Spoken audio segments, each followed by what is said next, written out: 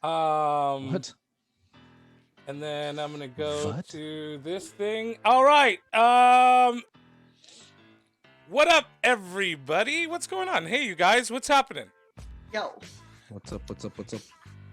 um, what's up, everybody? Welcome, Facebook people. Welcome, YouTube people, and of course, as always, welcome to my positive vibrators here at Twitch. Thank you for being here, everybody who's watching right now. Please understand that I'm sorry because I said a month ago I was going to be doing this every Tuesday at 3. Okay, I did one podcast with my dad, and it was great. And I was like, I'm gonna do this every day at 3. And I gotta mute that. See, I'm already having problems. And then I get banned from Facebook, like right the next day. And it was for something stupid. It wasn't even like, oh my God, what did you say, Butch? I was having an argument with someone, and I said, and it was like a political, like, pro-Trump art, like they were arguing pro-Trump, and I was like they were trying to convince me that Trump was actually a good guy, and I just couldn't see it, and I was like, but we're locking children in cages in Mexico, right? Whatever. And the guy goes, yeah, but that's not our country. And I said, so F children in Mexico, and they reported that. And you know, when you're Facebook, all you see is just F children in Mexico. Right. So, they don't understand sarcasm. It doesn't. Right. The algorithm doesn't pick up on sarcasm. It doesn't pick up on. And then the second one was, I said, I was like, again, it was the same person.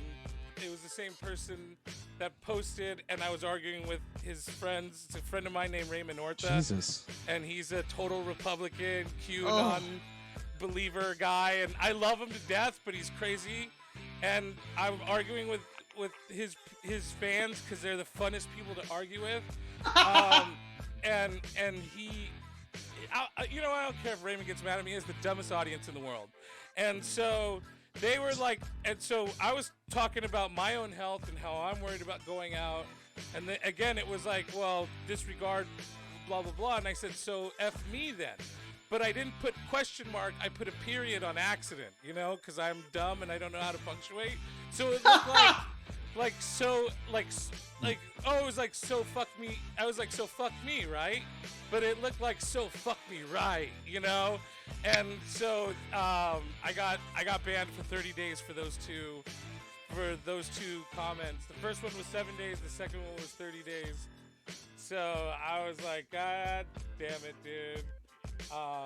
They told you to play nice in the schoolyard, huh? Yeah, they told me to play nice in the schoolyard. Mm-hmm.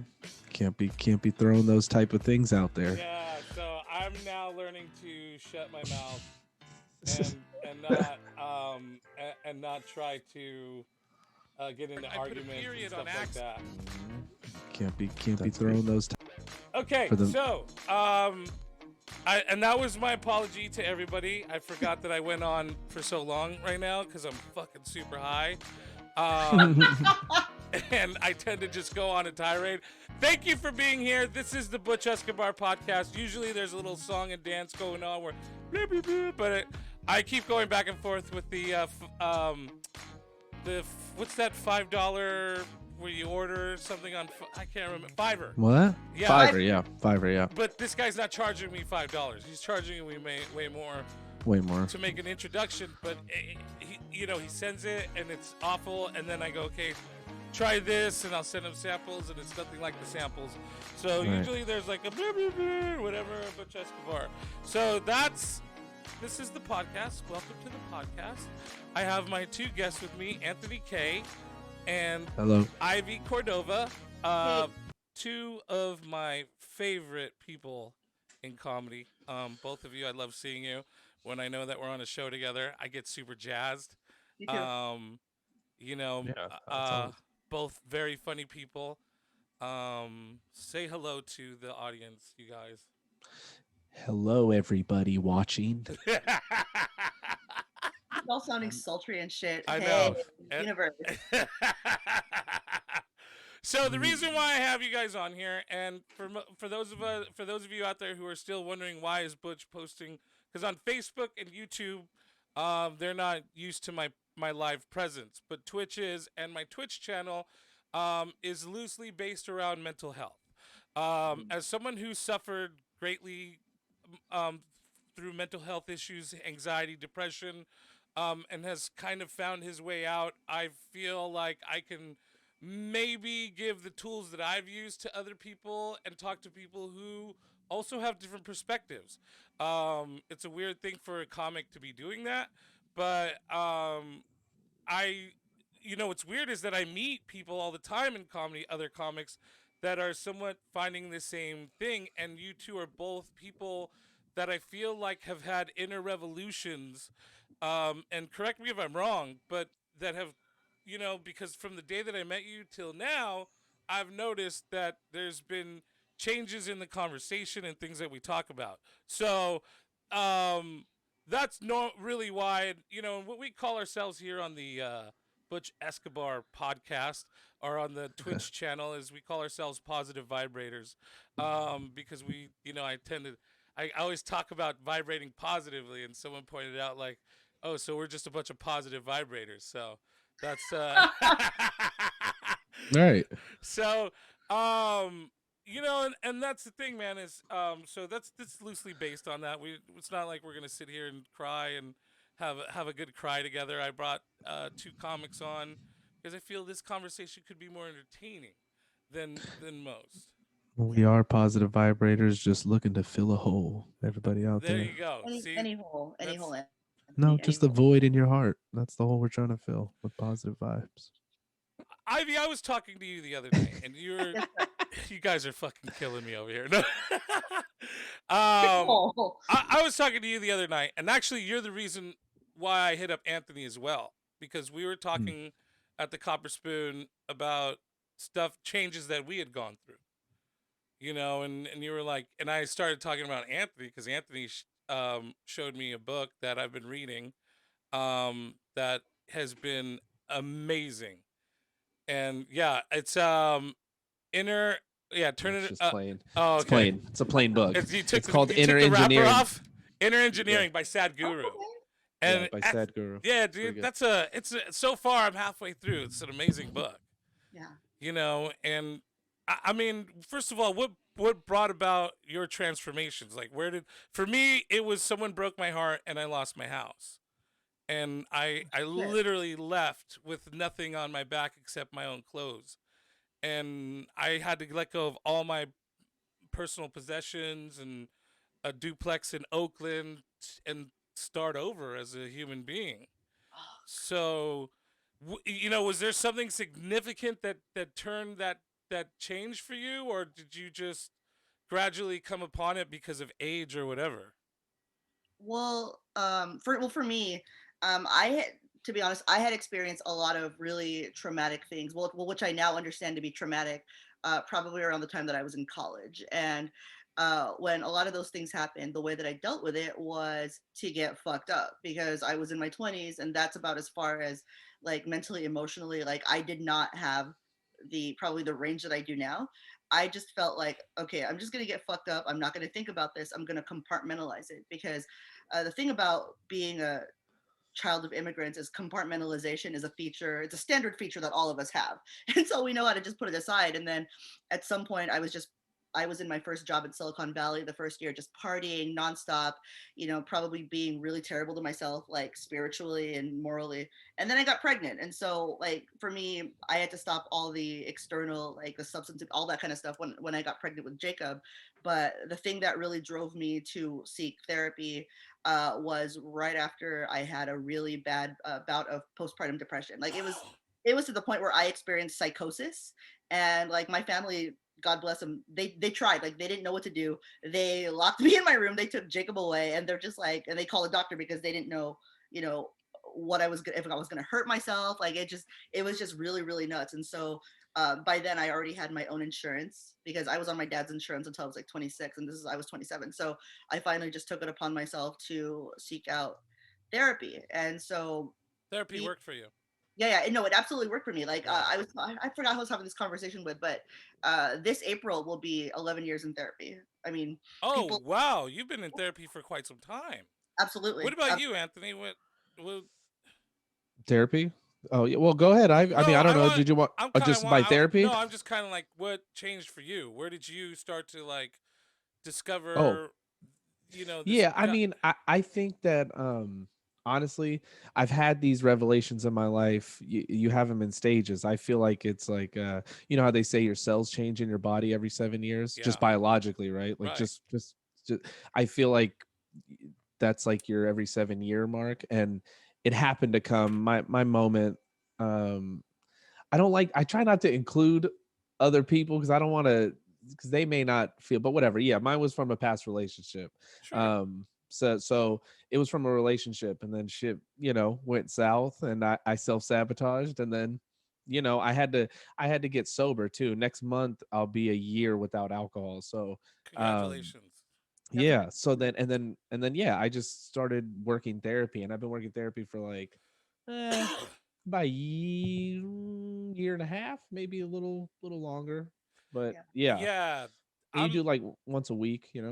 and that's the thing for me is like, I had severe heartbreak. Losing the house and losing my stuff wasn't as bad as the heartbreak, believe it or not. And honestly, I'd Right. never felt heartbreak as an adult ever, really. And Hmm. fucking that shit is real as fuck, man. And it Hmm. broke me, but it was my fault. All my past relationships, all that shit I realized was my fault. Self-sabotaging, all that. And and I fancied myself a narcissist, believe it or not. I literally was like, oh, I think I'm a narcissist because I have no feelings for anybody, and I don't, which I didn't, which was not at all true. And it's just when the wall came tumbling down, it came tumbling down like insanely. And I was like where you were at, Ivy, where I was like having straight up hallucinations and shit. Like we're fucking, I had things whispering things to me, and like I know that I'm not a person who hears voices.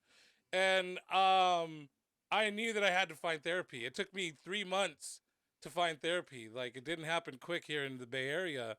And I just had to hang in there and hang in there, and I found a mindfulness therapist. And that's when I started to get better. And Yeah. that's when I started to hit certain epiphanies and things like that. And one of the trends that I'm noticing right now is mindfulness. And I know it's been around for like a really long time, and I know that it's been happening. And it's not like, oh, this is a boom in it, but I think there is, because it seems that the more I talk to people and more I find out that people are also taking this journey. And I wonder if it's not just um here and there. I'm seeing that it's more everywhere, that people are starting to figure out, like, you're not by yourself. You're not alone. You're not a fucking island. You're sharing a world with other people. And so, um, one of the things I recognized was, like, I try to look at it like this. My epiphany was, and I remember this I remember the weight leaving my body. And I literally thought to myself, like, like my therapist kept saying life is like a river, and like would use that analogy all the time. And then I realized, oh, and I'm the raft. I'm the raft, and I can't go upriver. I can only go downriver. You can only, and once I realized that I couldn't go backwards and I couldn't change things, that really fucking helped me. There's a lot to staying in the present, but it's difficult. Yeah. Hmm. Yeah, that's one of the things you got to. One of the biggest things I learned through a lot of this was that when I have anxiety, or anxiety is correlated with overthinking the future, and depression is overthinking the past. Wow, yeah. So if you just and that's usually where you get in those cycles, right? Where you get like caught, where you start thinking about like, oh, I should have done this, I should have done that, I shouldn't be in this position, and blah blah blah. Then you get depressed because those, and I know, and I know with me, I mean, I would just fuck my way and drink my way through it. That's how I do it, and You and hope me. that it would go away, and The it reckless doesn't. behavior. And then Yeah. what happens is those reckless behaviors, like, people get hurt when you're being reckless. People, they get their Yeah. feelings hurt. You could, you're being so, you could do a lot of damage to yourself. I can't tell you how many times I drove home drunk. Oh yeah, Oh totally. yeah. I shouldn't be here.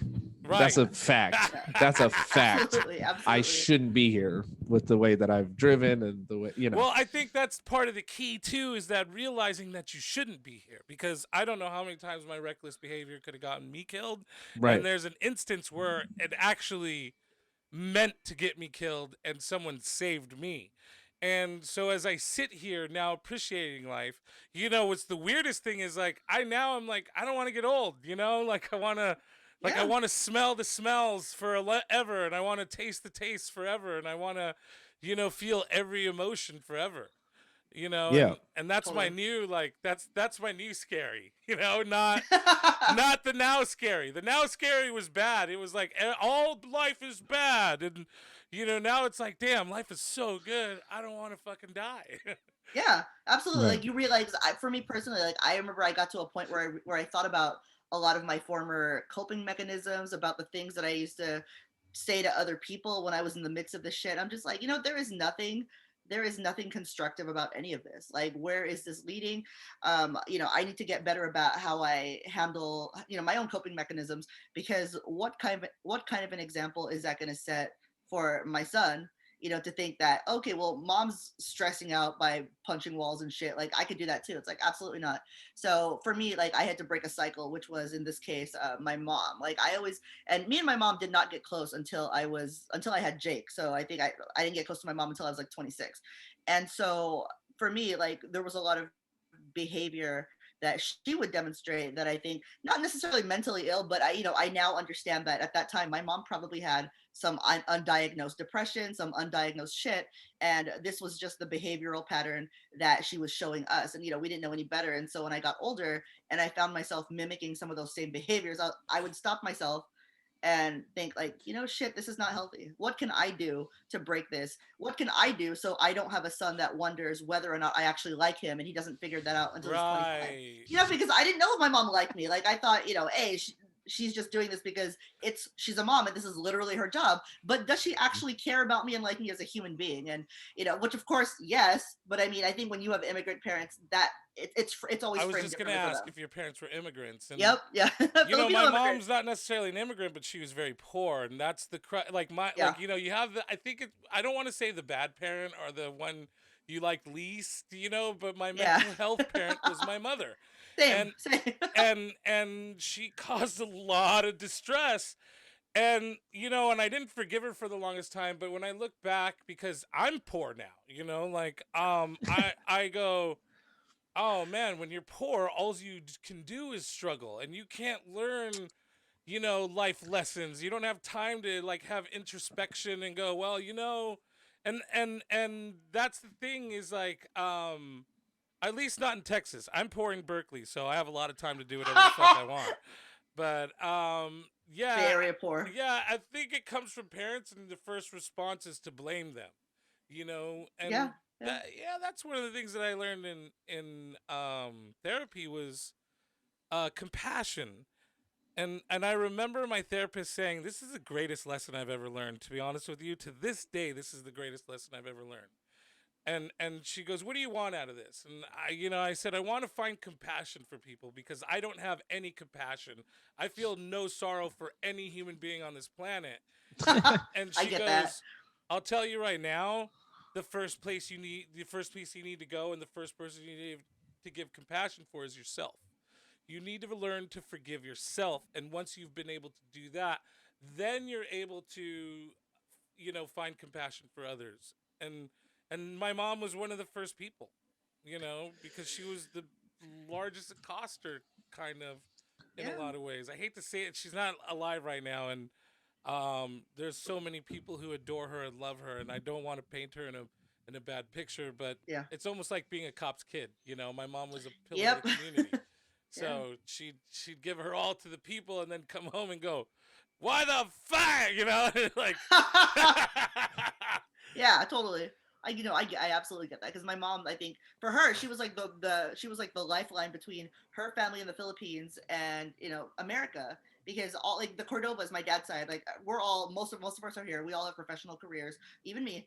And then people on my mom's side, like they're basically not parasites, but like they really relied on my mom for a lot of stuff. And so I don't think at any point she thought about doing like therapy or just anything that was for herself, because every single little bit of her existence from the time that she left the Philippines to the time that her kids were born was her whole like persona was centered around somebody else. So it's just like I see why that manifested itself in frustration with the people around you taking it out on your kids, because I now know that of course I can go to therapy, but explaining this to an immigrant parent and telling them, hey, look, that's an option for you, it just, I don't think she accepted that it was ever an option for her. So Right, right. whereas for us, at least we have the ability to break that cycle because we have the luxury of doing things that they didn't.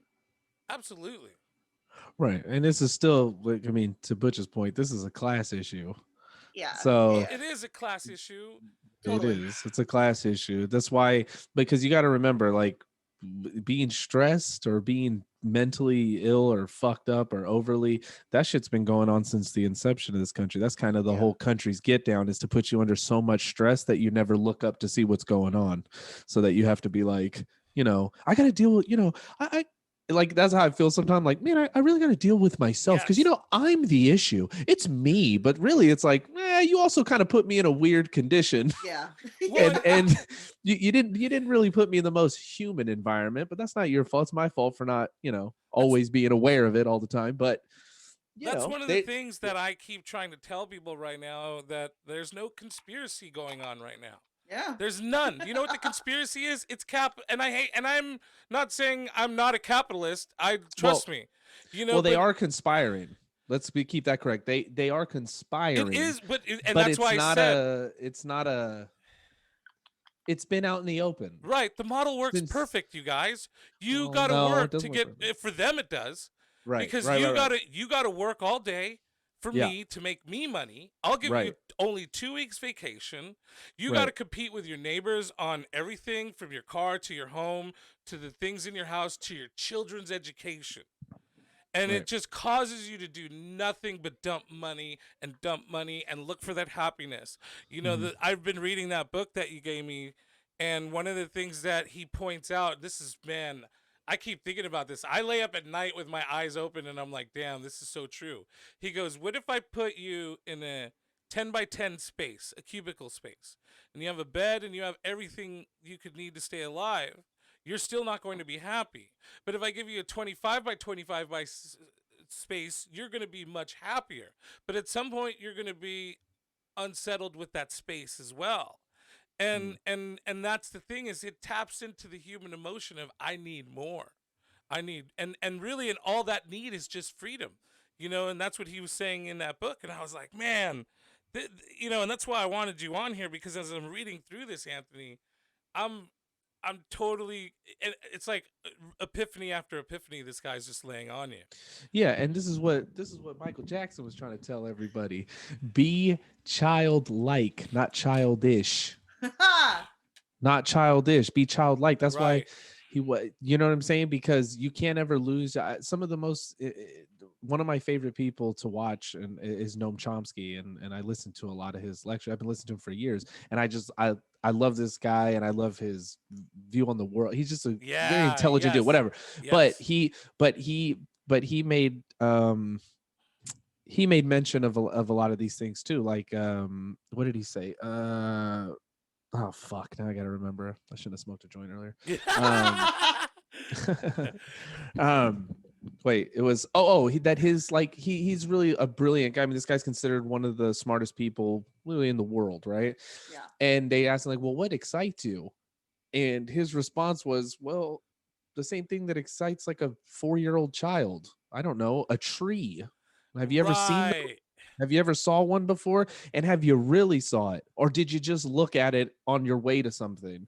Did you really admire what it took to create it? Do you really Yeah. understand it? Yes. Are you really like enthralled the fact that you're in, you have a symbiotic relationship with it? Do you really He feel said that way? symbiotic. But God do you, damn, that's amazing. or do you see it and just go like, yeah, that's supposed to be there? Like, yeah, it's we don't really, but we don't do that because that's not really the Do you, way, do you think your mind puts up? I you know. believe this. Do you think your mind puts up filters to block that out so you can go on with your everyday life?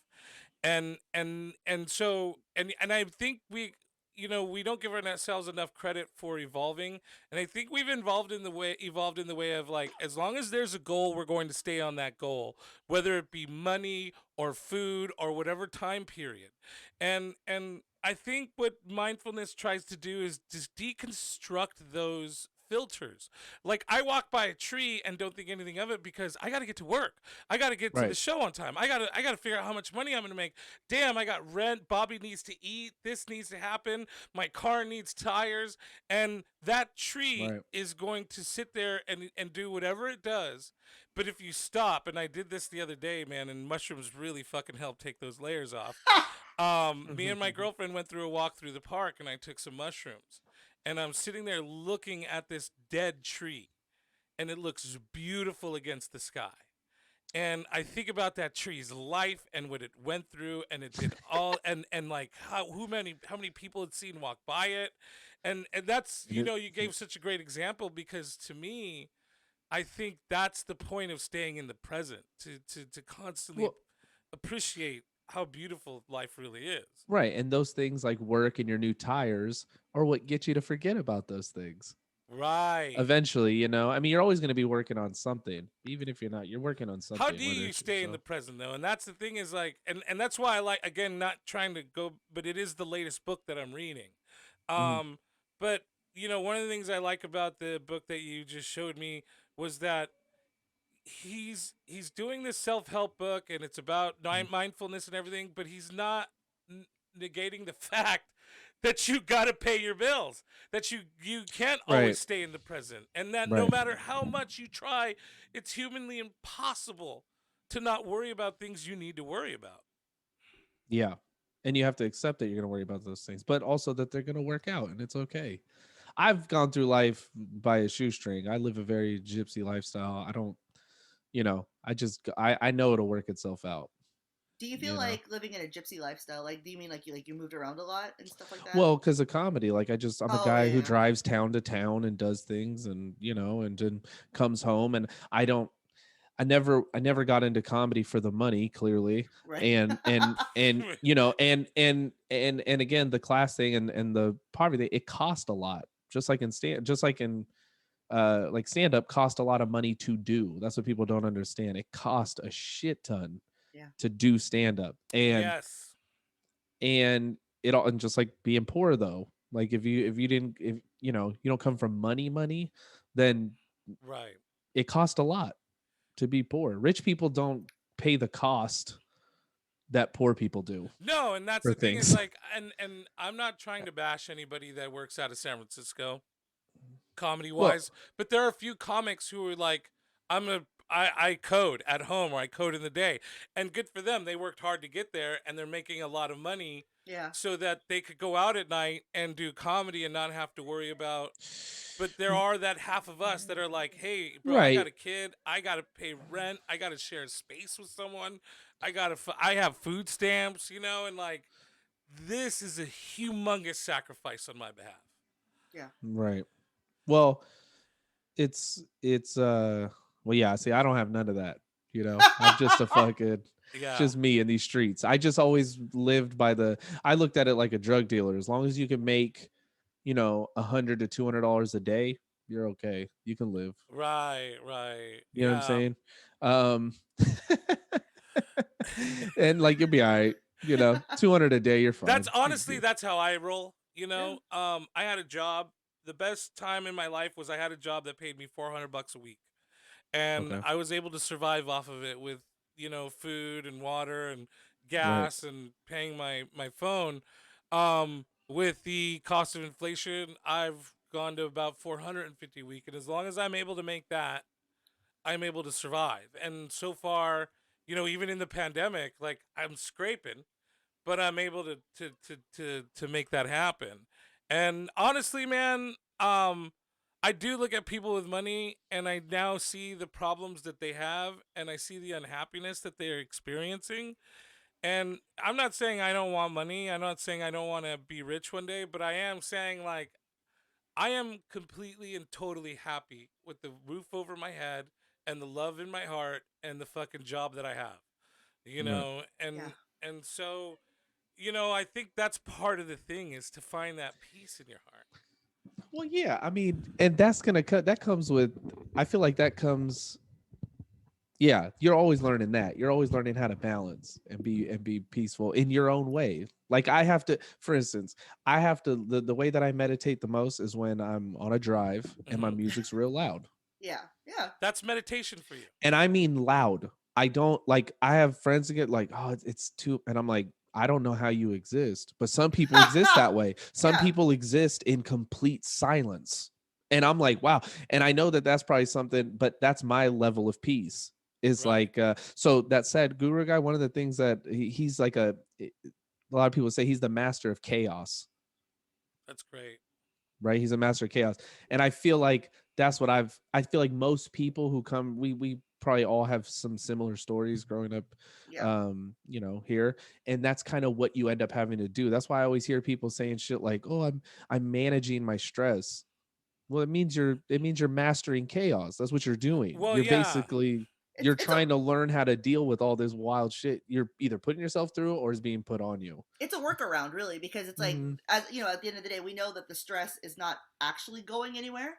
It's No. just for us, it's like, especially being in therapy, one of the things that you learn is how to reframe things that would potentially be stressful in your mind, to the point where it's like, okay, well, this is happening, is this really going to impact my life if I react A or B, like that kind of Mm, stuff. It just, it's like you said, managing chaos. It's like we know that this stuff's not going anywhere, we know that we're not going anywhere, but we can also make a conscious choice of, okay, well, how much of my life am I going to let this thing control? right. So, Yeah, and that's the but I mean, thing. that's something that only happened. Oh, sorry, go ahead. No, no, no. No, no.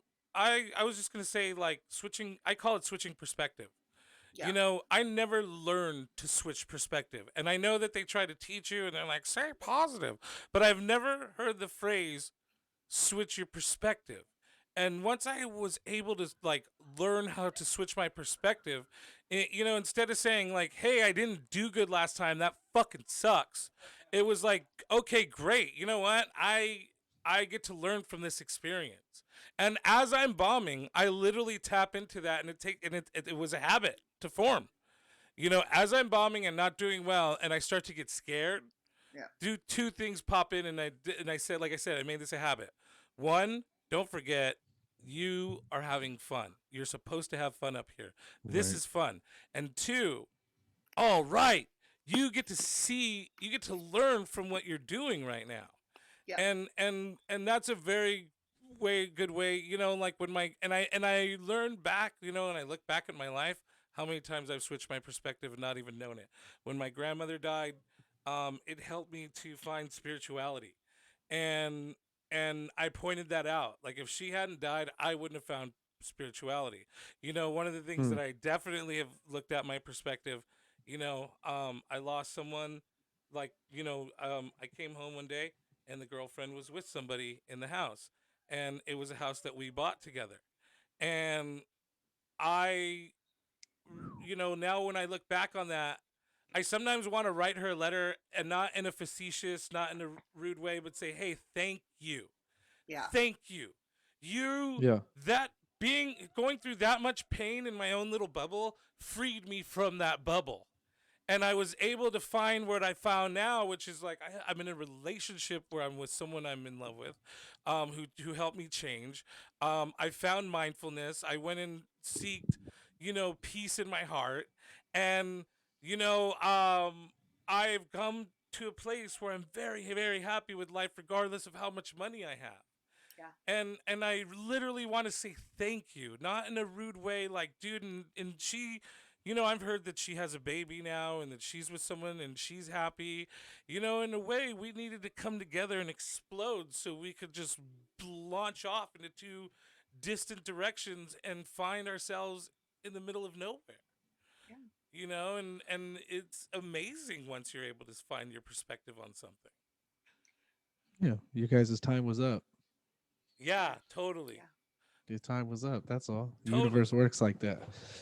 Yeah, and that's the other thing is that, I mean, this is really spiritual garbo, but I do believe we exist on several planes, that this isn't the only plane of existence that we exist on. Mm, absolutely. That this is just the model for the different planes of existence. And so, even though on this plane I'm feeling pain and I'm feeling anguish and I'm hurting, I know on another plane I'm looking down on myself and going like, "Great. We're about to learn and we're about to move upwards from this." And so, even though I can't gauge that perspective in the moment when I'm feeling that pain and anguish, Yeah. there's a part of me that understands somewhere that you're gonna learn. No, totally. Like You're gonna one learn from this, bro.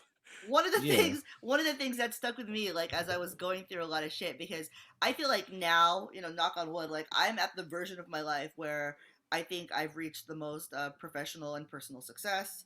Like I'm in a really great place, and I think what keeps all that stuff grounded and what keeps me from putting extra pressure on myself is just remembering that less than 5 years ago things were so fucking different. Like less than Yes. 10 years ago things were so fucking different, like that kind of thing. It's just when you think about what you've survived and what you've dealt with over the years, and how all of that has led to contributing to the person that you are now. It's like, you know what, I couldn't be this chill, I couldn't have my shit together, I don't think I would be this diplomatic of a person if I hadn't known what it's like to pop off on people 10 years ago, or Right. to experience the level of failures that you experienced. And to have those and to be able to come to terms with those things as you get older, it's like, you know what, it's all part of a larger game.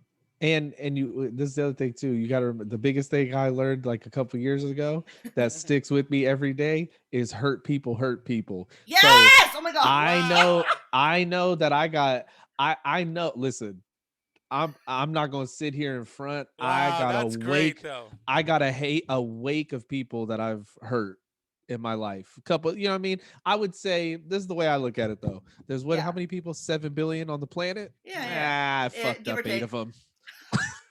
Yeah, I've definitely ruined a few. You Yeah, know, 8 of them had to go through the same therapy I had to go through. I got Probably. hurt too. There's I'm there's I'm a piece of shit in somebody's story, and yeah, somebody who's a piece. I know the people that are a piece of shit in my story. You know what I mean? yeah. So I've yes. definitely left some drug addicts in my wake for sure. do you feel Right. me? Yeah, yeah, There's some people out there that be like, Anthony ain't shit. Fuck yeah, him. You know what I mean? And they're right to say it. I say bring that shit on. I don't give a fuck.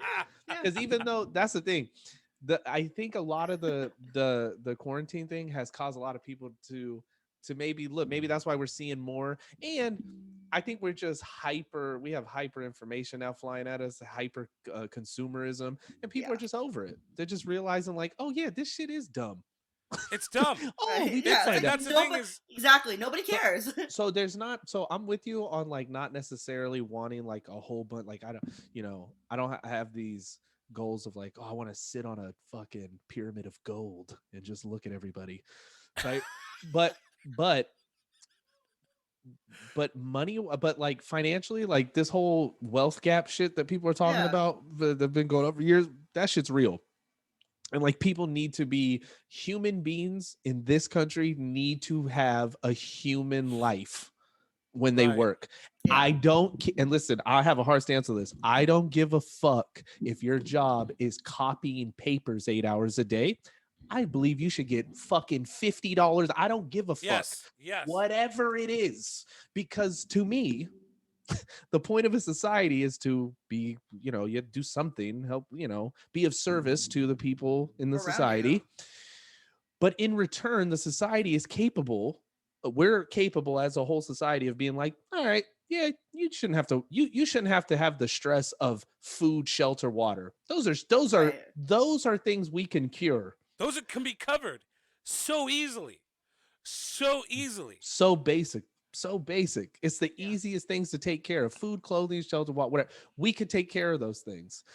And but that's where the capitalist thing comes in, and that's where like a lot of this mental, so I think a lot of people are starting to see this shit now, and I hope that it catches on, or we're just the old dickheads that are coming in from all our sins growing up, and we're having epiphanies, and the 15-year-old kid, that's the youth, is like, man, fuck these Yeah. old pieces of shit. That's the I don't know thing. what the That's fuck what they're I'm hoping. That's what I'm hoping isn't happening, and I don't think it is It though. is a little bit. It's You always know, going to be. it There's is. always going to be a counter. There's Well, always going to be a counter. for sure. I think you get to a certain age and you slow down and go, "Oh fuck."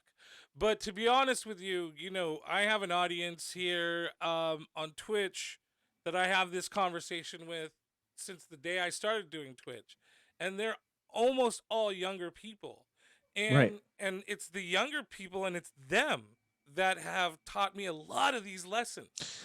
That have said, "Hey, maybe it's not cool to do this, or maybe you shouldn't." You should consider what's happening in somebody else's life, They're a and bit more mindful. Yeah. they're Yeah. very mindful, and I don't think it's all younger people. I think I attract these people onto my channel and we have this conversation, but I do, and honestly, when me and you came into the game around the same time, Anthony, I think. But yeah, I can 2009. That's Yeah, when I mine was started. Oh 2000. wow. Mine was 2007. Now, Okay. when we first started, there Ivy, was when did you come in? Sorry I for came I chiming. came in 2006, and then I left Okay. 2009. okay. Okay. So at All that right. I time was like, yeah, we're all around there the same. was a hierarchy, and there was a whole watch how you fucking talk when you're in front of headliners, and and respect this guy and you respect that guy, and like, hey man, learn your lesson and know your role. And there are gatekeepers, Yeah. and now, Mm. or at least that was my experience.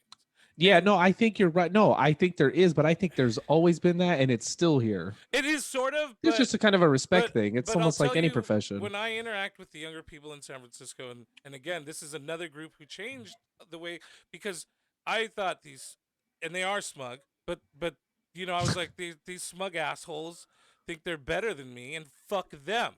And that was my attitude about San Francisco. That was my attitude about people at the Punchline. But Yeah. what happened Mm. naturally is I got booked at the Punchline. I started hanging out with Punchline, and they were forced to be around me, and I was forced to be around them. And I would have conversations with some of them who were willing to be honest with me, and they were like, when you say these things online, it's awful to us, and it makes people feel, and and I'll give one of them credit, Sam Gilway, who's not that much younger than me, but has that thought process, and she was like, bro, you're kind of like looked upon as a veteran or a dude who's been around and who's done stuff, and some people look up to you, and you're over there saying this awful thing, and I know you better than that. And Yeah. it gave me, food for thought of like, oh shit. And what started to happen was that I met more of those people that I thought were smug assholes. They were actually really nice people, and they seemed, and the more conversations I had, the more I realized, oh man, yeah, I'm just a fucking barbarian. Right, but you got to remember though, you were forged in fire, so you need to understand that sometimes these Yeah. younger comics also need to understand, and just like me, we're all younger comics, you know what I Yeah. mean? I do. Yeah. Whoever, you're a younger comic to somebody, Sure. so I've Yeah. gotten perspective. You're like, everybody has their, um but you like, if you can't deal with a comic being me, that's how I've always felt personally. You could say whatever you need to say to me. Yeah. I don't really have any lines, as long as you're not trying to physically assault me. Right. as long Right. as Right. as long as what you're saying isn't leading to physically assaulting me, I don't really give a fuck. We could joke about whatever, because I've joked about it all So to you me. choose to not take it personal. I choose not to take it personal. Of course, it's going to get taken personal sometimes. It Of just course. happens because Absolutely. You're human. We We're have human. we're We're human. humans. Things But what I'm things saying, hurt. that is my policy though, is that I try to not be a hypocrite. If somebody jokes about me or makes fun of me for not having a dad, or makes fun of my mom, or tells, whatever they want to call, whatever, say whatever you want to say to me. I don't care. But I've been in situations where the younger comics, I think sometimes it is a little bit, and I had it too. It's like, you're just naive and you're just happy, and you love like, wow, I'm getting to do this, and this is great, and Yeah. wow, everyone should just love me immediately. But it's like, nah, Doug, because that's not how it's gonna work when you're in Montana and that one dude's looking at you with his wife going, man, fuck this pussy. Right. Right. Yup. You ain't gonna get all that love and camaraderie from your fellow. Not saying that you should then have to be, but I'm just saying, like, you should at least get prepared for that if you Yeah, didn't grow up. Because always. you know what I noticed? Comics who didn't grow up I mean, you did it in some way. You always had camaraderie in some way. But I'll say like sports comics who grew up around sports. Uh-huh.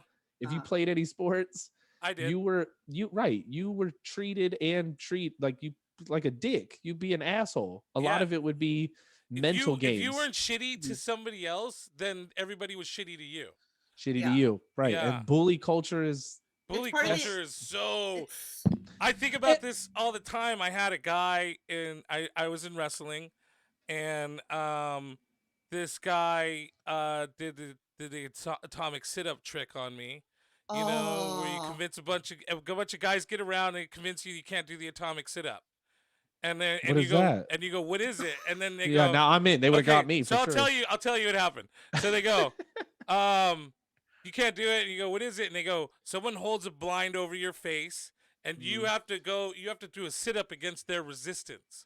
You know, mm, and at the same time, the whole room in the locker room is banging on lockers, telling you can't do it, and it's a psych job, and you got to mm, get through the psych job. You know, and they're half strength, so you could do it. It's just, can you be, you know, and it's this whole thing. And then as you go and you're exercising, the rumor gets around and they like, hey, Butch thinks he could do the atomic sit up. And then another guy goes, he can't do that. And then you get to the end of practice, the whole fucking room is surrounding you. They're banging on the fucking lockers. There's a guy holding a thing over your eyes, and you're pushing and you're pushing. And while your eyes are covered, someone comes over, pulls their pants down, spreads their butt cheeks, and they parts. let the towel go, and you go right into their butthole, right bro. into the right And into so the this holes. dude, the dude that did it to me, Wow. his dad watched. His dad was like walked into the locker room to see what was going on, why his son was taking so long. And he sees his dad do it. We all stop. Everybody's laughing except for me. Everybody stops. We look at Joe's dad, and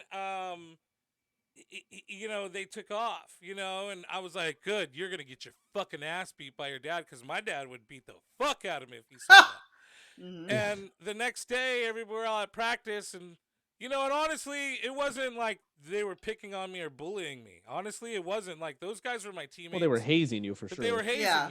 me. And what happened is every guy goes, "Hey Joe," but I hated Joe. I hated Joe. I never forgave Joe for that.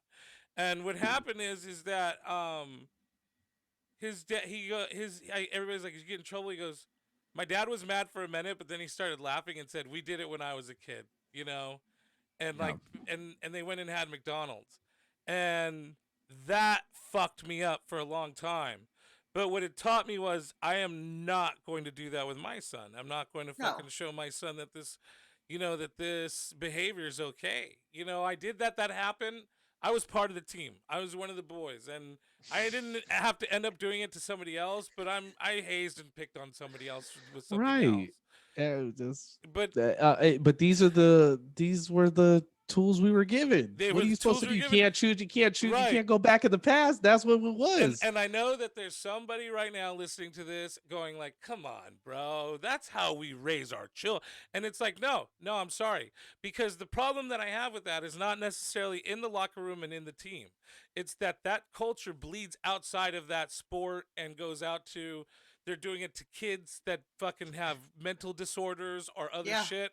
They're And having fucking brain damage now. you're telling your kid it's okay to do that in wrestling and in the locker room, but your kid's not sitting there like only in the, you know, he's going out and he's fucking with people, especially if he feels superior to them, Yeah. you know. And so I decided not to do that. I tell my son every day he's the smartest person I know, and that he's handsome and all that stuff, you know. And there's other ways to get your children to have a self-esteem and to feel good about themselves. You know, we're looking at it right now because the older people in this generation are very divided and against each other, and I believe that part of the problem is that line of thinking is superiority. You know, you're an American, you're the best on the planet, and That's bred into the citizens, brother. right. Yeah. You better remember, we're the best. Our flag flies high. Hoorah! When they shouted Hoorah, buddy. whose house, when they shouted whose house and they said our house, I wasn't thinking they were talking about Americans, No. you know. No. And Hey, I would love to do this conversation for 2 more hours, to be honest with you. are we getting to the end here? Okay. Well, I just gotta go personally. I gotta go pick up my brother. But Got you it, guys yeah. can keep going. Yeah, I yeah. just gotta go. I Yeah, gotta go man. spend some time with him. I don't get to see him much. Yeah, go do your Do your thing, bro. thing. Go do your All thing. right, love you guys. I hope you guys Love you have a too, good rest of Anthony your K. Do you want to conversation. plug anything, bro? You want to? Just at Anthony K Comedy. Hopefully when the vaccines start getting, Ivy, you got your vaccine already, huh? Yep. Lucky you. Hey. Lucky you. But once we get to a point where it's gonna get back, hopefully get back to normal. At Anthony K Comedy on all social media platforms. We'll go back out on the road, and I gotta learn how to be funny again. You'll be fine. I love you. Thank you. All right. See you guys. There you go. Later, brother. Booyah! Giving my boy a goodbye, booyah. Yeah, man. That was great. That was great. I love Anthony for that. He's fantastic. He's fantastic. He's Fantastic fantastic. person. You know, I knew Anthony when I first met him. We were both two abrasive people, and we probably didn't like each other. I quickly started to like him though. You know what? Yeah. When I first met him, he didn't say one word to me, and I was like, "Fuck this guy," you know. But when he started doing that to everybody, I was like, and like he was going, like he would go up and kill it, and then he would just come down and be like, "Fuck y'all," you know. And I was like, "Damn, because he was good." Like the thing for me was, I was like, "Fuck y'all," but I wasn't good, you know. Like Anthony Yeah. was a murderer from the get, and I love him for it. One of the things that I respect about both of you, because I know that both of you guys were, I think you guys started comedy around the same time as me, but like you stuck with it right when I left. Because for me, I left in 2009 after doing a show at SF State where I ate shit, like absolute shit. And to give you guys some like perspective, I had a newborn at home, and Ali Wong was the headliner. And so after just fucking up, I was just like, I'm never doing this shit again. And then when I decided to come back in like 2016 ish, I remembered your name. I remembered a handful of other people, and I'm thinking like, man, they're fucking still in the game. Like this is tight.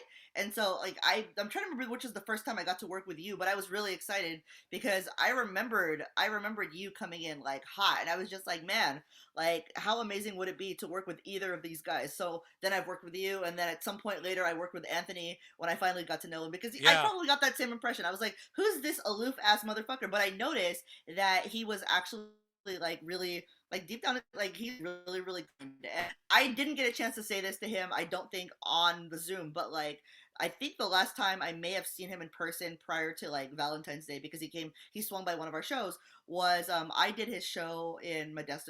You've done Cheroot, right? Yes, that show. Yeah. That show's great, man. Dude, so I did the show, and so the other people on the lineup were Phil Woods and Kasim Bentley, and I was doing the show about 8 hours after my boyfriend dumped me over FaceTime. So I was like all sorts of fucked up. I get there, I do my set, totally cool, whatever, and I get through my set because I'm a professional, and then I think Kasim is in the middle of like a headlining set. I just couldn't take it, so I left Cheroot. I went up the street thinking, okay, I don't know anybody here. I'm just gonna sit here and cry and like worry about this. And Anthony actually came out, and he was just like, I heard something and I wasn't sure if it was you. Holy shit, he was so fucking kind about it. I was humiliated because I was like, oh my god, I didn't want your first impression of me working for you to be like somebody I had like a mental. It was crazy. And like Kasim actually sent me a picture a couple months ago, and I'm probably going to use it in the liner notes of an album if I ever make one. It's basically me crying into Phil Woods' chest at the fucking cigar thing, and then feels like this, and Anthony's in the background like this. Like I treasure that. Like it's just that's one of the things I laugh about now, because that's funny. Yeah, I didn't know if I was ever going to come back and be able to work with people that I thought were really fantastic, and so now that I actually get to work with you guys, that's super exciting. Well, for I me. think that's the thing, is that at the end of the day, like, it's funny because like I love to pretend that comics are heartless fucking like these Yeah. fucking scumbags, and we're just fucking scumbags. But that's the one thing that I found in comedy and I've had it before. I had a little community of friends that I grew up with, and I love the Yeah. fuck out of my South Side homies. But like, um, I have I always say is comics are family, man.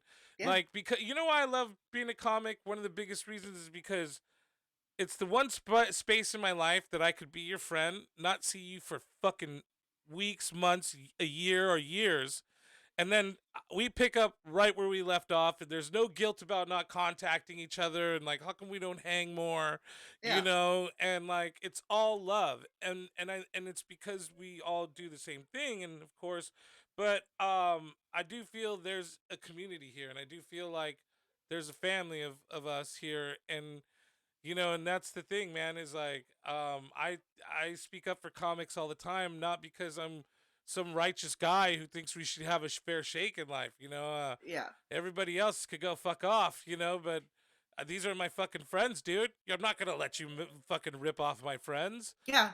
I get defensive. I not defensive. I get like really like protective and aggressive when it comes to certain people. And the people that actually pointed this out to me were South Bay comics, because I was being interviewed for a show, and one of the interviews, I don't even think this was a question so much as it was a statement. They're just like, Ivy, you have a very, like, you're mama bear. Like, don't mess with any of the cubs. You have a lot of cubs, and people are just like, if Ivy's in the room, I'm not going to worry. I feel protected. I feel safe. Hell yeah. I was like, that's so cool. I was like, oh my god, because for me, like, I'm not trying to like necessarily bully anybody, but it's just like if somebody is gonna roll up and not act right, it's just like, to me, disrespecting somebody in that person's house. Like, why the fuck would you do that? Yeah, So yeah. I'm the same way. I think it's that parental instinct of yeah. like, grr, like I've definitely walked up to stages where there's a guy about to jump on the stage and fuck up a comic and been like, Yeah. "Hey, bro, I think you should go sit down, homie, because I'm not Right. gonna, I'm definitely not gonna let you hurt my friend, Yeah, it's like and it's like, stop right there. Stop right there. Like, yeah, are you yeah, sure that's a good idea? yeah, Yeah. and honestly, at the end, it's happened a couple times, and I've had the opportunity to talk to the person afterwards, and I'm like, look, bro, all good, all love. I'm a comic. I love being funny, but I'm very protective of my friends, and comics are my friends. And for the most part, Yeah. these stupid fucks can't defend themselves. They're and so yeah, I think it's that parental instinct, and that's what I love about our community, and I love that I get to see everybody, and that's why I want to do this podcast because I'm sick of sitting here by myself, and talking to space. No, I was really excited, like, when you first brought it up, because I wasn't sure if we were actually going to, if the whole point of this was to talk about a future podcast or to have a meeting. I didn't realize it was the podcast, and I was like, this is so fucking cool, because I don't think that there's a ton of spaces, at least not in the context of live streaming or anything like that, where people will openly talk about mental health. And it's one of those conversations that it needs to be had, but there's also people that it's just Right. like, for them, they're not going to be ready until they're ready. And so Absolutely. everyone, it happens for everybody at their own rate. Like, and for me, I talk about this a lot. It's just, I've been in therapy for, like, it'll be 11 years in April. And maybe there's people for whom 11 years is not going to work. Maybe they're fine after a couple of sessions. They just needed some, therapy looks different for I everybody. And I think think, yes, absolutely. I think for me, I'm like I like to consider myself somewhat fixed in that way where it's like yeah, I'm not having mental breakdowns anymore. I'm not constantly thinking about jumping in front of the train anymore. I same. yeah, right. And like when I have anxiety and depression, I'm 9 times out of 10 know how to talk myself down from that ledge. Yeah, There's that one day where it's like the world, I'm just going to let the world fall on me, but I know that and even then I know that tomorrow I'm going to feel better. You it's know, going to be so okay. so and I've had this happen where and this is why to me therapy is my church, and I'll even cancel shows if the Yeah. therapy gets in the way of the show. Oh, for sure. I mean, well, depending on the money. But anyway, but I've you definitely know, done that. but mostly I'll, cuz I've had the experience of like, dude, I feel way better now, and I missed 2 sessions, 3 sessions, and then all of a sudden I'm starting to feel icky again, and I'm Yeah. starting to feel like, oh man, like the world's against me, and so I think that therapy for me, and again, you're right, it is to each their own, but one, I think, if you have an inkling to, then do it. I think the problem is that when we were growing up, Yeah. people therapy was kind of taboo. You're a fucking nut job. You lay on this fucking Yeah. couch and you sit with a head shrinker. Yeah. And here's the thing in my mind. life is traumatizing. Yeah. No Oh my matter god. no matter who you are. Okay, for Yeah. some it's extremely, like, for soldiers and people who work in, like, emergency fields and in medical, it's extremely terrifying. But even as a human being, my son's already lost 3 people in his life. And so it's um it's a fight every day, and it's Yeah. traumatizing. And so to me, there's not one human being on this planet that that doesn't deserve therapy. Yeah. I think even if you're like, my dad is one of the most mentally sound human beings I've ever met in my life. And the man has been to Vietnam during and fought and, like, fucking lost friends and everything. Yeah. But even then, I'm still like, hey man, therapy might be good for you. Now my dad don't listen to me because he's he's my dad. That's your dad. Yeah, Yeah. and I'm not gonna push on him. But I think every human being should go through it and experience it, because, like I said, I remember my first epiphany, the one of, like, I am life is a river, I am but the raft. That's my mantra. I say that all the time Yeah. to myself, especially when things are tough. That took so much weight. When you have your first epiphany, that first mental, like, breakthrough of, like, whoa. I cried for like a I cried like in the parking lot for like an hour like after I had something probably similar because it took me maybe the first 5 years I was in therapy were super messy, super like I felt like I was constantly on edge. Uh-huh. I had been prescribed like Ativan, which is to calm panic attacks Sure. Yeah. because the first 5 years it was just such a mess, and it's sort of like hoarders for but for like emotional trauma. So when you realize like how much you have, and then thus how much you have to let go of, sometimes it can feel like really daunting. But I mean, this is what I tell people too. It's like the first 5 years you're going to be a hot fucking mess because it's really uncomfortable, and you're going to learn some terrible truths about yourself and the people around you.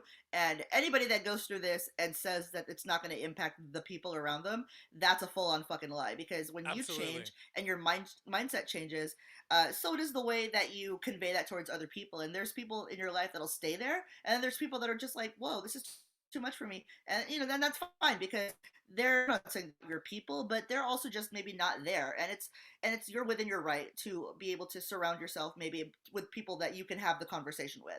And it's not to say that people that don't go to therapy can't be a part of your life, but the conversation with them probably looks a little differently now, Well, you know? one of the things I stress, um to people, and one of the things that I've learned in therapy is, um that when someone starts to wave their little flat love flag over you and say, "Hey, you better fucking behave or I'm out of here." I've had Yeah. friends who go, "I'm not talking to you no more," and then they disappear.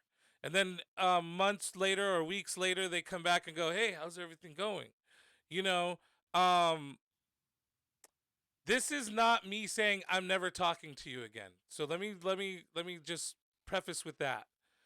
This is me saying I can't let you do that to me anymore. And I love Correct. you and I wish you the best, but I can't go in and out of you and me not being friends, because that's not healthy for me. It's not healthy for you. We have come to a point where it looks like we just can't get along in that capacity. Yeah. And so I'm just gonna cut ties now and wish you the best. If I see you, I'll say hi. I'll ask how you're doing, but I don't want to fucking do this no more. Yeah. And so I uh that's how I've gotten through that. That's how I've, like, been able to, like, and again, I have friends in comedy that may think that I'm not their friend no more or whatever, and if they see this or hear of it, I love you guys, Yeah. but you're Yeah. fucking crazy. And Yeah. and I can't Seriously. have your crazy next to my crazy, because right now I have my crazy chilling. He's sitting down, he's laying on the floor, he has a chew toy, and he's fucking happy. And then you bring your fucking crazy over and he starts fucking running around the house with my crazy. You can't have that. You can't You have can't that. have You that. can't have that. the way So that the way that I see it too is just like when we've reached a point where we're just you've just come to a certain point where you have to protect all the things that Say you've thank done you. to get this far, because you've worked really, really, really hard to get to this place in your therapy that it's applicable to your real life. And, for me, it's just like, it's, I used to think it was some hippie shit when people would say, oh, protect your peace, protect your energy. No, that is a thing. Absolutely protect your Protect your energy. energy. Yes, absolutely. That's a thing. Absolutely. And I'll be honest with you, like even my girlfriend and me, we protect each other from our energy sometimes. You have Sometimes we'll to. start to have an argument, and instead of getting all the way to like "fuck you," no, "fuck you," no, and we go, "Hey, go for a drive." Yeah. I feel like our auras are not ready to mix right now, Yeah. and so and we're lucky in the way that she has her moms that she can go chill at, or me, I'll just drive up into the mountains and disappear for a while, and we'll come back, and sometimes we'll be ready to talk about it right away, and sometimes we won't. Y- Yeah. but I think that's the thing, is protect your aura is actually a really, and it sounds super hippie, and that's the thing. And I'll be the first guy to tell you, I ain't no fucking hippie. And I've had a few people be like, Butch, you're kind of an undercover. And I go, no, no, I'm not, because I want to punch motherfuckers in the face all the time. Of course. You That know, never goes. That never yeah, goes away. like I get, I get happy when I see people fist fighting, but I really do. I get jealous. I'm just yeah, like, I oh love my fight porn. I god. love fight porn. I love, World star. yeah, yeah. I like, like to go to the gun range. I don't have any guns, but I like to go to the gun range and shoot my buddies' guns, and Of course. and no, I'm not a hippie. I'm a person who's just found peace, and is recommending that everybody else find it. Absolutely. And I say recommend. I'm not shoving this in your face. Everybody who's watching this is all stuff that you could either pick up the tools from and use, Or not. or not. And Yeah. maybe also these tools just don't work for you, and there's other tools out there. You know, Absolutely. from and that's the I always say that on my on my Twitch stream, and now this is the podcast. Um Look, none of this is advice. None of this is you should do this. None of this is like this is the plight, or this is the way you should go. This is all like I'm laying down the tools that I used Yeah. to fix myself. And I'm still finding tools, and I'm still using tools. But you're more than welcome to try and use them on your own. And because I do feel like that there is a lot of people who are not talking about mental health, and mental health should be number one. Like, I Absolutely. do not understand in this country how we haven't figured that out yet. If we could fix our mental health, we could and this goes out to conservatives as well. This isn't, and that's because this isn't just like, hey, peace and love, man. We're all a bunch of fucking crazy liberals fucking walking around with canvas bags riding our fucking Priuses around. No, this is me saying, like, look, like, dude, go ahead, keep your big piece of land, keep your money, do whatever you want in this country, but consider that if your mental health is sound, and your neighbor's mental health is sound, and everybody around them has good mental health, consider that that would save us a lot of money. You, Absolutely. like we would be able, if like we said earlier, if we were able to feed the rich and house the homeless, dude, right there, boom, right Yeah. there. Dude, medical bills go down. Fucking things just. I feel like automatically things get a lot better. I agree. I I've also just been super open. I think it's important too, as like as non-white people. For me personally, I'm always very open about my journey through therapy, because there's already a lot of stigma with the Asian American community that, hey, like if it's not something like cancer or a broken arm, then are you really sick? It's like, yes, bitch, this is this Yes. happens. And I think, like, so I don't know if I ever told you this, but like 2017, 2018, I was actually briefly a social work student, because I wanted to be a therapist. I thought, like, maybe someday I can help somebody the way that I was helped. And while the work ended up being a little bit over my head to the point where I left after like 2 semesters. That still doesn't stop me from telling people like, look, this is work that needs to be done, especially Right. with the Asian American community, because there's data suggesting that, oh, like the percentage of Asian Americans that actually utilize health or mental health services is low, therefore they don't have any problems. But that's not true when you consider that on the other end of the spectrum, the suicide rates and substance abuse of the Asian American Pacific Islander community has been rising. It's just like you don't think that those two are connected. Like these are Yes. you got a whole generation of people that are self-medicating because for whatever reason their family told them that it wasn't acceptable to utilize their mental health. And for me, at least as far as me and my family, the cycle is going to stop with me. Like Absolutely. I told my parents straight up, and they're supportive, but they also just don't really understand why. And I told them like, look, this is sort of like how I feel about comedy and eyelash extensions, and these are things that are essential to my well-being. And Hmm. whether or not you agree with them, this is what I'm going to spend my money on. And so if I become a better person for it, I think that'll be beneficial to the rest of the I world. need to liberate myself from you. Yeah, And that's the of thing is course. like I think that's the problem with Hispanic families as well. Yeah, I remember growing up, people would always be like, "It's so beautiful how Hispanic people and and certain other cultures um have this whole family thing going," and then and it is. Trust me, I love my family. yeah. But I've had to be like, hey, listen, that fucking Catholic guilt shit, don't fucking fuck with me with that. Don't play it on Same. me, bro, because I ain't falling it for it no more. Yeah, And I love you, and if you can get with that, then cool. But if you can't, there's the fucking door, and I wish you the best. But again, I have to put a mental wall now between me and you because of A, B, C, or D, and I think family is great and wonderful, but you should also recognize that it could be toxic and it could be overbearing, especially if you're in from a culture where family is the foundation of everything. absolutely.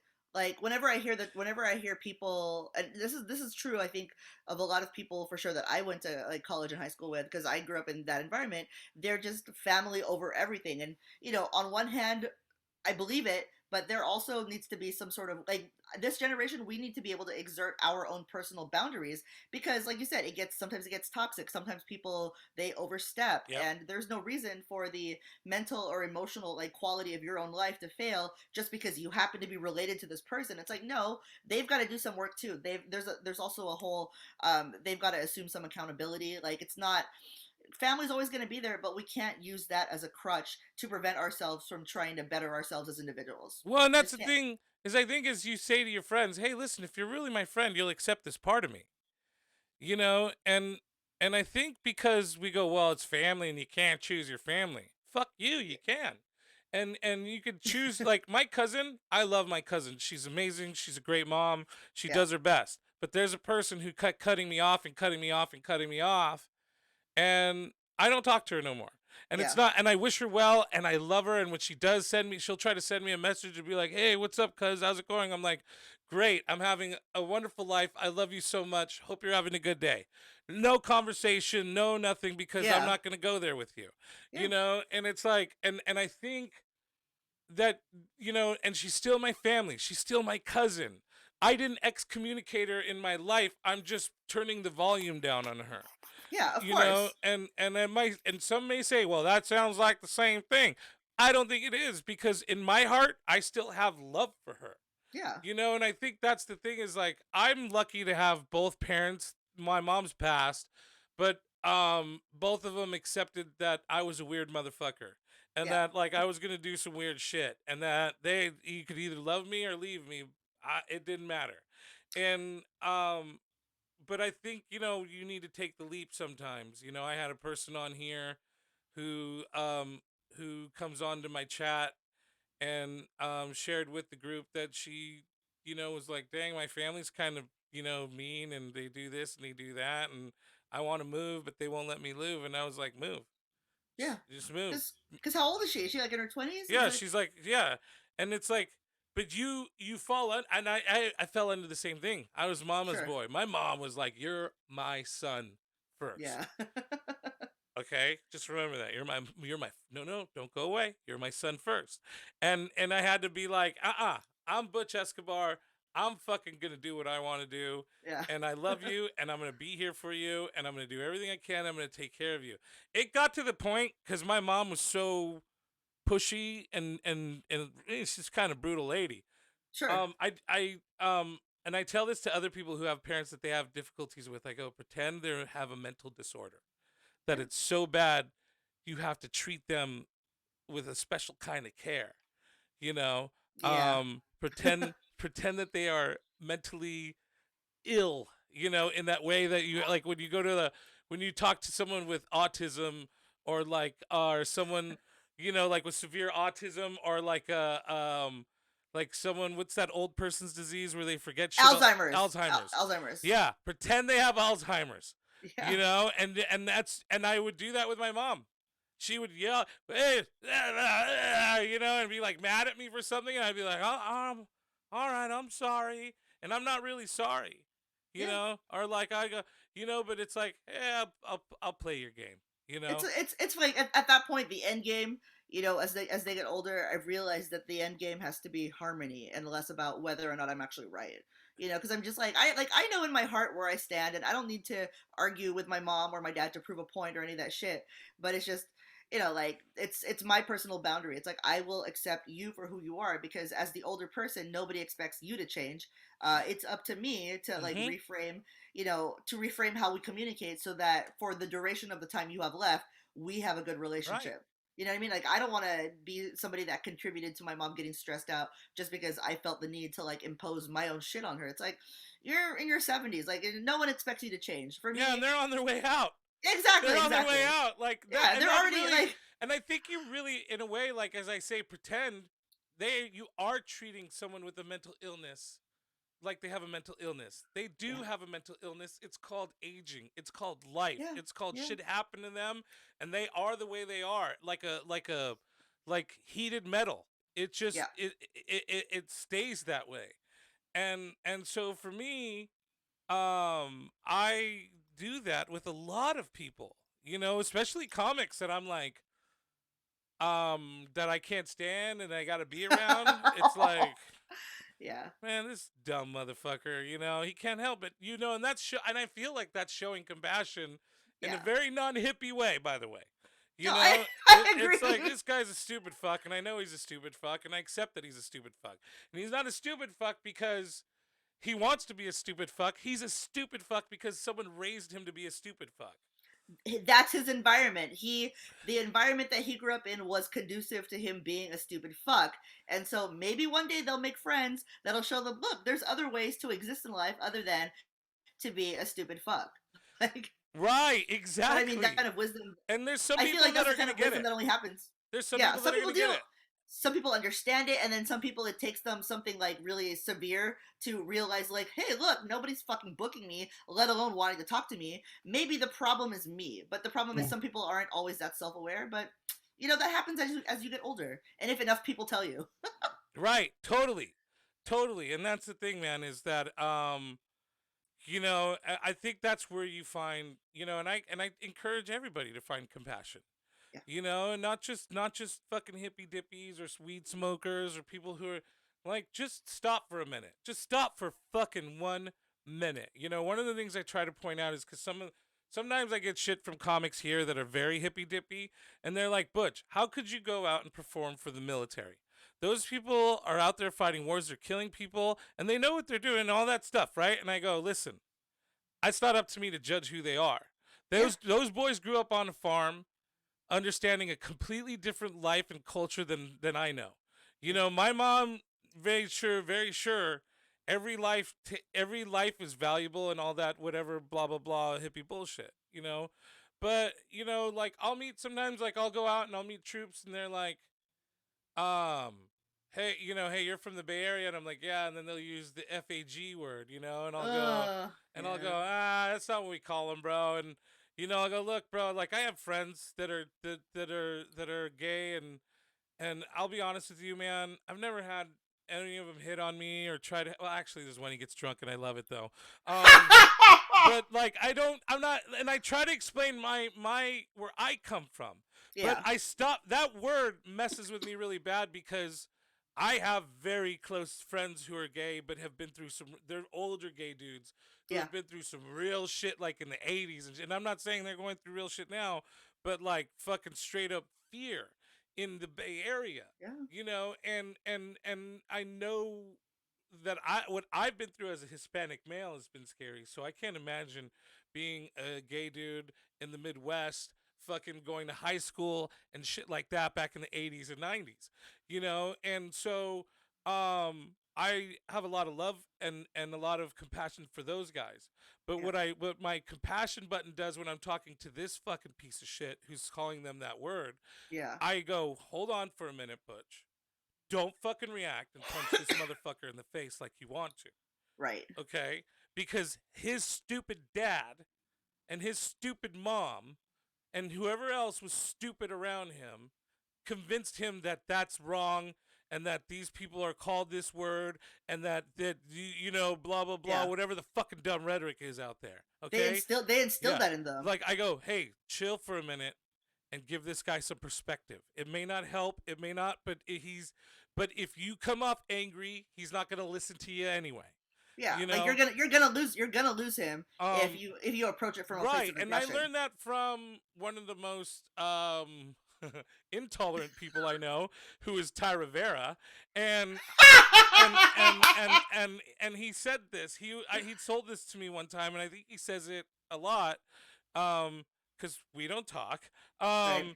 He said, you know, I these hillbillies will approach me and say you're pretty funny for a gay guy and stuff like that. And I was like, one time we're at dinner, I go, doesn't that make you angry? Don't you want to just fucking blow up?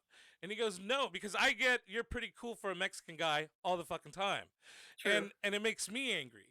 And so he goes, no, it doesn't bother me because I don't let it bother me. I choose to not let it bother me. And then I explain to them and I show them that I can be tolerant of their intolerance. And that I can and I try to explain to them my perspective where I'm coming from. And Yeah. if everybody shuts those guys off, no one's gonna ever be able to give them perspective.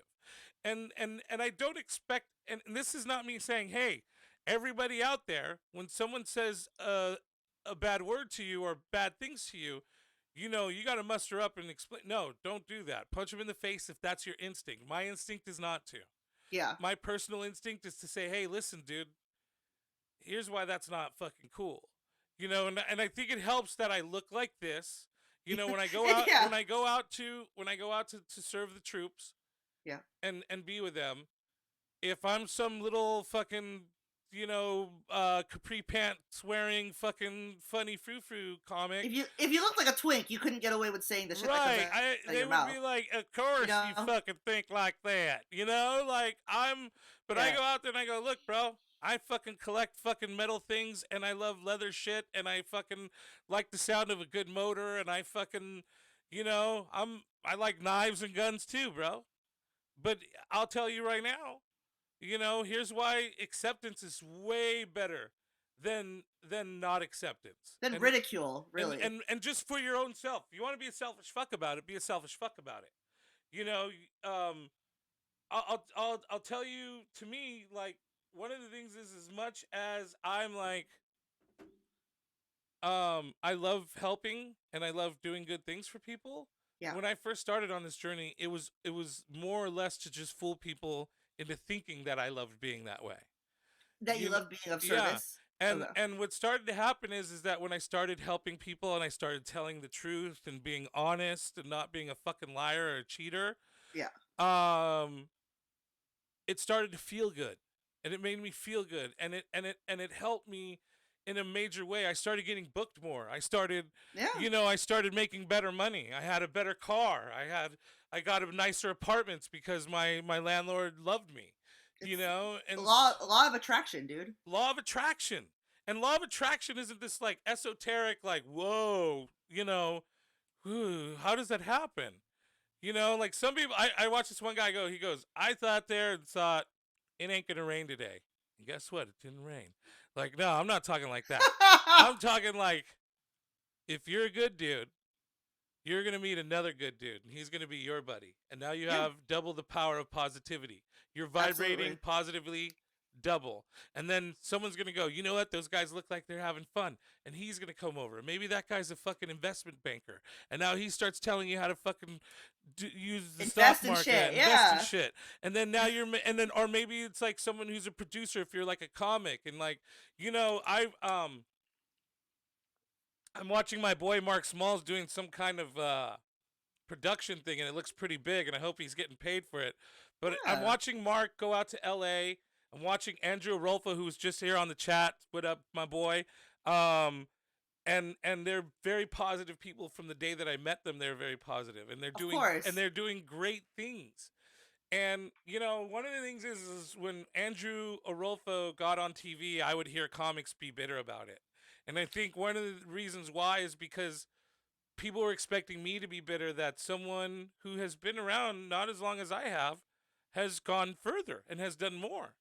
And one of the things that I explained was I was a very negative, hateful person for a long time. Yeah. Like the Butch that's a comic now is only 2 years into comedy, 4 years into comedy. Yeah. Yeah. His perspective is 4 years into comedy. To me, like people like Mark, people like you, people like Andrew are older comics than I am. And so as you are all vibrating positively, you are all doing wonderful things with yourselves. And the old me probably would have sat there and been like, I want what they have, why can't I have what they have? And in fact, that was me with other people. Yeah. And so I now, and then this is the last 4 or 5 years of my life, I've sat there and been like, you know what, I want what they have. Yeah. And you know how I'm going to get it? I'm going to go be their friend, and I'm going to hang out, and I'm going to love on them, and I'm going to and I'm going to be cool and just sit around and watch them and learn from them. And that's how I was able, that's how I'm able to keep my sanity in this and not be jealous Of of my course. friends, And I used to look at people who'd be like, I'm not jealous for them, I'm rooting for them. And in my mind, I would be like, bullshit, you're just as mad as I am. And I would think that it was impossible to be happy for other people. And now I'm here on the other coin, and now I'm on the other side, and honestly, I'm happy with what I have, and I'm Yeah. so happy for them. Andrew, I love you. Also, Andrew says he thinks he's on the show with you next week, whatever show you're doing. Hey, which one So, is that? It's all. Andrew It's. Rolfo. I'm always. Let me give a few. Oh no, what you were gonna say? Go ahead. Say what you're Oh gonna no, say. I'm just. It doesn't matter what show. I'm always excited to work on a show with Andrew. So. I love working with that dude. And I'll be honest with you, this guy that I'm talking about, if you guys see him in the chat, hit him up, or if you guys are on another platform, find Andrew Rolfo. Not the dude from like I think Cuba or something like that. One time I sent a bunch of my viewers over to Andrew, but it was a different Andrew Rolfo. But anyway, look up Andrew Rolfo. I love you, bro. And I'll give you a little backstory. I saw this kid, and I would see him around all the time, all around, and like he's always nice to me. He was always friendly. Him and Mark Smalls, and I knew Mark Smalls first because I'd worked with him a lot more, and it's him, Mark Smalls, Dawood. I think I'm leaving out a couple other people that are in this little group, but man, they're all fucking really sweet dudes. They're all I really love them. hilarious. I love them. That's one of the things I love about working with certain people in the Bay Area too. Is just like, and I think one of the things too that I learned is that like things are going to go your way and things will work out always if you have positive intentions. And that's exactly what I'm talking about. I would Yeah. see this guy be nice and be cool. And I remember one time he said something really cool, and because someone was shitting on the comics that hang out in the back of the punchline. And they was saying like, "Oh, all you guys are a bunch of elitists and this and that." And he goes, "No, because he was like, oh, you guys just waiting to get on and not get on and wasting your time." I can't remember, but he said, "I like going because I like sitting in the back and watching my friends do well." Yeah. And rooting my friends on. And I was like, yeah, like I used to love that. Like I hung around with skaters, and I didn't skate well, but one of the things I loved about skaters is when they'd pull a cool trick, everybody would bang their boards on the floor, and like I would be like, dude, I wish I had a group of friends like that. You know? And so when Andrew said that, I loved that. And then I saw him like a few weeks later, and he was smashing. and he has like these really clever jokes, and I just knew right away he was gonna go really far. He said you're doing the show, Jessica's show in Oh, L.A. the rooftop. That's right. The fucking rooftop. I Dope, just remember that. I'm dope, excited. dope. Oh, I love rooftop shows. Are you doing a rooftop show? It'll be my first one. Like, cause this is my last week at my current job. I'm starting a new gig in mid March, and so I figured, and now that I've got my second dose of the vaccine, maybe go LA, hang out with some folks, and Why not? Yeah. yeah, exactly. I wasn't there with the intention of going on any shows, but like I gave the people that I was gonna see, I gave them my dates, and I was just, they're just like, do you have anything booked? And I was like, no. And so I'm literally going from, because I come in on Thursday night. I'm literally going from LAX, getting my rental, and then I'm driving straight to wherever the fuck that rooftop is. So that's Nice. super That's dope. Oh, exciting. exciting, exciting. Let me Yeah, give yeah. a few more shout outs to some people here. Jello Riley. No, you're not going to see me do a kickflip. Sid, thank you for hanging. This is your, I've, some of our conversations, Sids, this is the reason why I'm having this podcast. Um, fucking thank you, Mr. Fab. Also, Lisiana, if you're still there watching, thank you for the follow. That's a little And follow. Oh, also Mr. Fabulous. Thank you for the what? sub. Yeah, welcome to the Butch Escobar podcast. Um, let's see if I'm missing anybody. Also, Dano Wilson, 3 Legends. He said that earlier when Anthony was on. Fuck yeah, bro. Fucking Dan. miss you, my boy. I miss you, Dan. What's up, Alexandra? DNA. Fucking what's up, my boy? There's another guy I've had on the show. So this is the way this show works. Is you You're on know, Twitch. I'll tell you it's on Twitch, but I'm gonna tell you right now. I told Anthony earlier. Yeah. And I'll say this on here. I don't have guests. You're not my guest. I have revolving co-hosts. So this isn't gonna be like I'll hit you in a few weeks or in a few months and we'll do it again. It's like DNA's gonna I hopefully DNA will do it again. My dad does it with me. Everybody who does this with me is just part of the show. It's not, it's like I'm not gonna have like all these different guests, and we will at times have someone special, like Sure. fucking. But to me, like everybody I have on, I'm gonna keep. If you're okay with it, I'm gonna keep asking you to come on, Of over and course. over. Like to me, it just seems like more fun. My girlfriend co-hosts with me sometimes. Yeah. Um, so we're gonna keep doing this, and hopefully we can get this podcast somewhere. So I don't have to go travel around the world anymore. Like this is all just so I can stay at home and do nothing with my life. Right. Because Fuck wearing pants. Like, that who needs yeah, that? dude. I have basketball shorts on right now. I just like and my bed is like right there. So I am very happy to be doing this. Thank you for coming on with me. Thank you for hanging out. Of Do course. you Of want to course. plug anything? You want to book anything? I mean, Let's see. uh, No, really. I'm just follow me on Instagram at AIVYCORDOVA, my name. Ivy I always Cordova. Ivy Cordova. I always put my comedy stuff on there. If I have anything fun coming up, check my Instagram stories. They're very entertaining.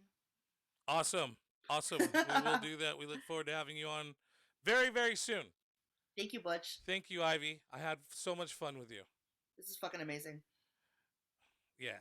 All right. Talk to you later. Bye.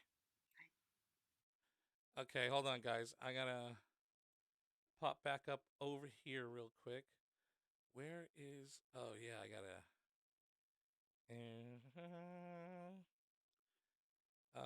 Video capture device. Sure, why not?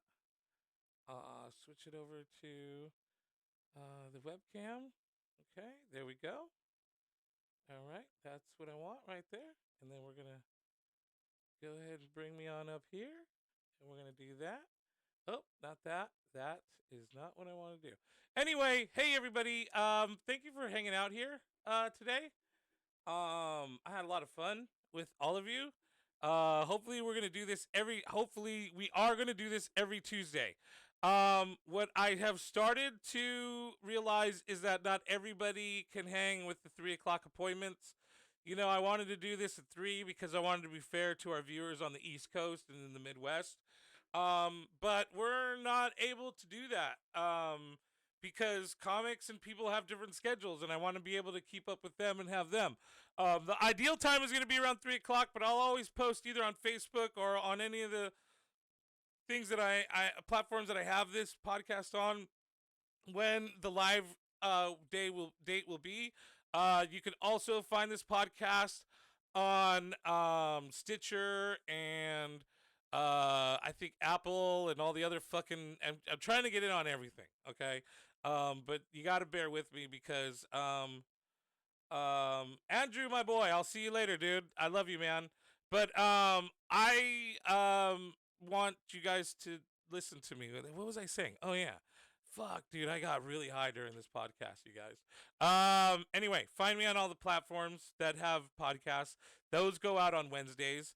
But the show is definitely going to be on Tuesday, hopefully 3 p.m. West Coast time. But hopefully you'll be able to catch us wherever you're at. I appreciate all of you for being here. I appreciate all of you for hanging out with us. It is always a pleasure. Right? That's what I'm supposed to say at the end of this. Oh yeah, also check me out on all the platforms that you're on right now. I can't plug myself because it's all people that are already following me. Thanks for this. I hope I don't end up having class when these podcasts are airing. Yeah, hey, thank you, Sid, by the way. I love you for always participating. Hopefully, like, I'm trying to find a way to pause in the middle and answer some of the things that people are saying on the chats. So I apologize for ignoring everybody. But I'm still trying to figure this out. You, Sid, by the way, I love you for all. So I'm still trying to figure this out myself. And hopefully we'll get it, and we'll get it all locked down, and things will be rad, and whatever. All right, you guys. That's it for us, and I'll see you guys next time. Right? Well, actually, if you're on Twitch, I'll see you guys in a couple days. Because, and again, this goes for everybody else out there. Jesus Christ, but you got so much shit to say, and you keep trying to sign off. So those of you on Facebook and YouTube, follow me on Twitch if you're on Twitch, or if you feel so inclined to, start yourself a Twitch account and come join us, because this is where we have the most fun, not just on Tuesdays but on Thursdays and Saturdays. I took a couple of days off this week because comedy got in the way, and sometimes comedy is going to do that, so those days are not always guaranteed, but Tuesdays most likely are always going to be guaranteed. So come catch me. I love you guys, and I'll see y'all next time. That's fun. That was fun.